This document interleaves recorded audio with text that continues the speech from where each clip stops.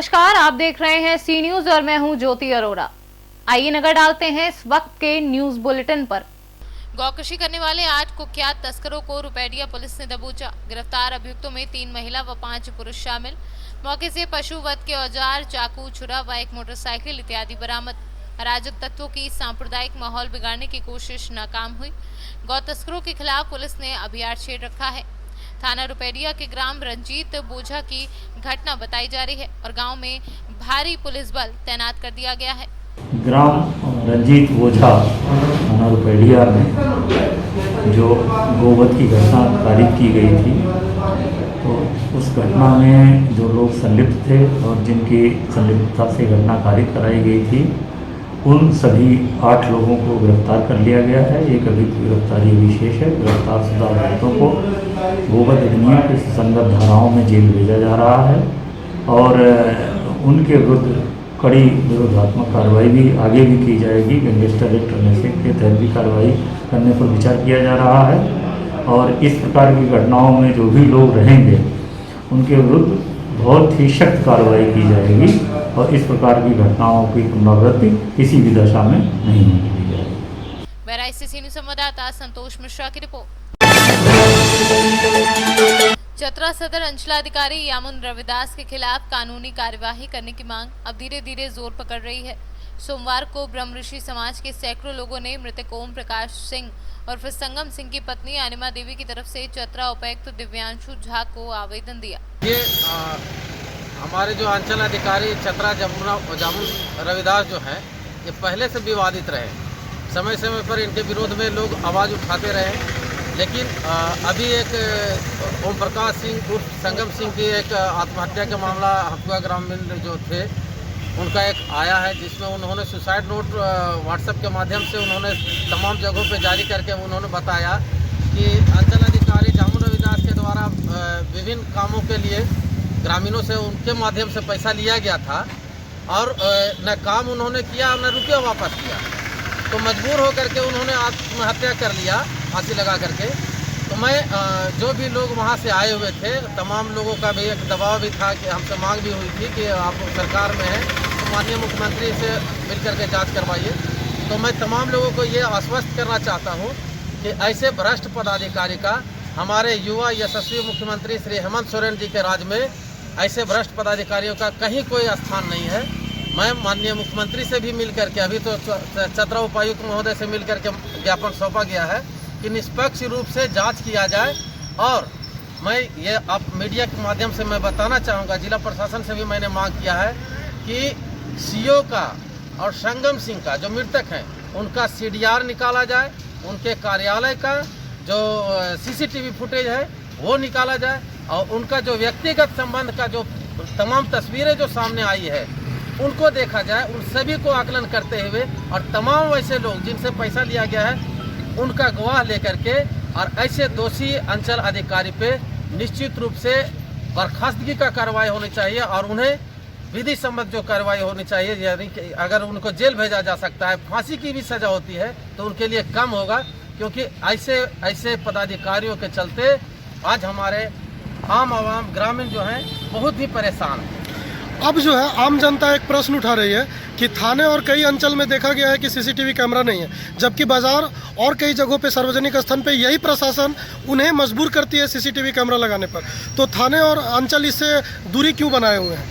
देखिए, जहाँ तक CCTV का मामला है तो थाना में और तमाम वैसे प्रशासनिक स्थानों पे नहीं होना, ये मामला मेरे भी संज्ञान में आया है, लेकिन वो सरकार का एक अलग मामला है, वो एक अलग पहलू है कि किस कारणवश CCTV वहाँ पे नहीं लगाया गया है। सरकार का वो रूल क्या है कि थाना में CCTV लगाना है या नहीं, इस पर मैं विशेष रूप से टीका टिप्पणी करने की स्थिति में नहीं हूँ, लेकिन निश्चित रूप से मैं चतरा के उपायुक्त और पुलिस अधीक्षक से इस विषय पर चर्चा करूँगा और मांग करूँगा कि आने वाले समय में 1-8 महीना के अंदर में तमाम थानों में और अंचल में CCTV लगाने का कार्य किया जाए। यदि कुछ लोग यहाँ पे आए थे, अपना जो कुछ दिन पहले चतरा में एक काफ़ी दुखद सुसाइड की घटना हुई थी और उस केस में लेकर काफ़ी सीरियस एलिगेशंस भी लगाए गए थे यहाँ के एक अंचल अधिकारी के विरुद्ध। तो उसमें उन्होंने निष्पक्ष जांच के लिए आवेदन दिया है और उनको मैंने भी पूरी तरह से आश्वस्त किया है कि एक सीरियस क्रिमिनल मैटर है और इसमें पुलिस तहकीकात उनकी जारी है और इसमें उनको बहुत क्लियरली कहा गया है कि वो एक अच्छे तरीके से, निष्पक्ष तरीके से इसका इन्वेस्टिगेशन करेंगे और जो न्याय संगत प्रक्रिया है उसी के तहत आगे की कार्रवाई की जाएगी। चतरा से सीनियर संवाददाता शाफाद अंसारी की रिपोर्ट। झांसी जिले के बरुआ सागर थाना क्षेत्र के राजमार्ग किनारे स्थित एक जंगल में महिला की सिर कुचली लाश मिलने से हड़कंप मच गया है, जहां फॉरेंसिक टीम ने जांच पड़ताल कर घटना का निरीक्षण कर सुराग लगाने की कोशिश की है। वहीं जिले के पुलिस उच्च अधिकारियों ने घटनास्थल का निरीक्षण कर जानकारी हासिल की। वहीं पुलिस ने मामले को पंजीकृत कर पोस्टमार्टम के लिए भेजकर कार्यवाही आरंभ कर दी है। परवेश आजाद क्षेत्रीय वनाधिकारी झांसी। सर यहाँ पर क्या घटना हुई? क्या आज सुबह करीब 7:30-8 के दरमियान हमारी लेबर नर्सरी पर रहती है, वो अपनी शौच क्रिया के लिए गई तो उसने देखा कि एक महिला का अज्ञात लाश पड़ी हुई है जिसका सर कुचला हुआ है। तत्काल हमारे मावली ने और हमारे बंदरोगा ने अवगत कराया तो मैंने उन्हें तत्काल निर्देश दिए कि आप एसओ बरुआ सागर को इस संबंध में सूचित कर दें। उन्होंने सूचित किया और वो 8:30 बजे करीब पुलिस मौके पर पहुंच गई और शिनाख्त का प्रयास कर रही है। सर ये लाश कहाँ पर मिली है, क्या मामला है? ये थाना बरुआ सागर क्षेत्र में आज सुबह सूचना प्राप्त हुई थी। ये वन विभाग के जो यहाँ के गार्ड हैं उनके द्वारा उस सूचना पे हमारे इंस्पेक्टर, सर्किल ऑफिसर और मैं भी मौके पे आया हूँ और एक पत्थर गले पर एक चोट का निशान है और पत्थर से उसके जो है फेस पे जो है उसको मारा गया है। तो अब अग्रिम कार्रवाई इसमें तहरीर प्राप्त करके मुकदमा पंजीकृत किया जा रहा है और इसकी शिनाख्त करने का प्रयास हम लोग कर रहे हैं। आप लोगों से भी अनुरोध है गाँव थाना क्षेत्र में और अगल बगल के भी क्षेत्रों में जल्दी से जल्दी इसकी महिला की शिनाख्त हो जाए। इसके हाथ पर जो गोदना है उसकी मदद से हम लोग प्रयास कर रहे हैं कि यहाँ पर अगल बगल के जो थाना है, मध्य प्रदेश के भी जो थाने हैं वहाँ पर इस महिला की शिनाख्त हो जाए ताकि जल्दी से जल्दी हम लोग इस केस का निवारण कर सकें। सर आपका नाम? मैं राहुल श्रीवास्तव, एसपी सिटी। बरुआ सागर से सीनियर संवाददाता विनोद साहू की रिपोर्ट। मुजफ्फरपुर बंदरा प्रखंड क्षेत्र के बड़गांव में बूढ़ी गंडक नदी का रिंग बांध लगभग 50 फुट टूट गया। बांध टूटने से सैकड़ों परिवार पानी से घिर गए। बांध टूटने के कारण भारी मात्रा में जान माल की क्षति हुई है। बांध के दोनों तरफ माल मवेशी फंसे हुए हैं। स्थानीय लोगों का कहना है कि लगभग 50 मकान पानी में बह गए। मुजफ्फरपुर से सीनियर संवाददाता गंधीर कुमार झा की रिपोर्ट। जम्मू कश्मीर तहसील सुरनकोट में आज डीडीसी पुंछ और सरपंच की बैठक की, जिसमें एसबी सरपंच मौजूद रहे। हमारे साथ हैं वेद शाह साहब जो सरपंच एसोसिएशन के प्रेसिडेंट हैं। हम इनसे जानेंगे जो डीसी साहब ने आज मीटिंग रखी है इसके हवाले से आप क्या कहना चाहेंगे? ये अपनी नौयत की पहली मीटिंग है यहाँ सुरनकोट में। 2017 में जब इलेक्शन हुए थे, इलेक्शन होने के बाद ये जो आज रिव्यू मीटिंग डीसी साहब की क़यादत में ऑल डिस्ट्रिक्ट ऑफिसरान और तहसील ऑफिसरान यहाँ डाक बंगला सुरनकोट में इकट्ठे होकर इस कोविड-19 के बीमारी की वबा को देखते हुए एक रिव्यू मीटिंग जो डिस्ट्रिक्ट डेवलपमेंट कमिश्नर साहब ने बुलाई है, उसके तहत आज डाक बंगला सुरनकोट में सरपंची हजरात और हमारी बहनें सरपंच सब इकट्ठे हुए हैं। उसके तलक से जो ये मीटिंग जो है वो आज चल रही है हमारे सुरनकोट डाक बंगला में।